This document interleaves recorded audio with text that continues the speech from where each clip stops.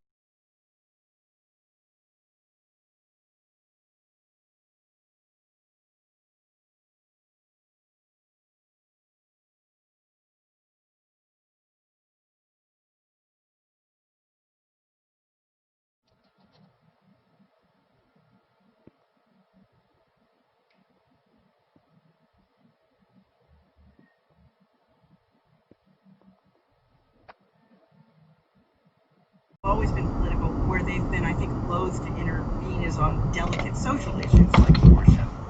In this area, fucking A Christ.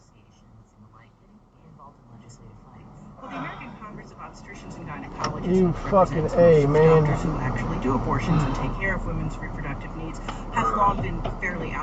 Where they've been, I think, loath to intervene is on delicate social issues like abortion. In this area, Fucking A Christ. well, the American Congress of Obstetricians and Gynecologists, You fucking A, man. doctors who actually do abortions and take care of women's reproductive needs, have long been fairly outspoken on many of these laws, if not most of them. So there have been other physician groups that have stepped up to take the lead on this. There are also anti-abortion physician groups. That fucking hurt. They are out there, and they also argue. And my car's totaled. Oh.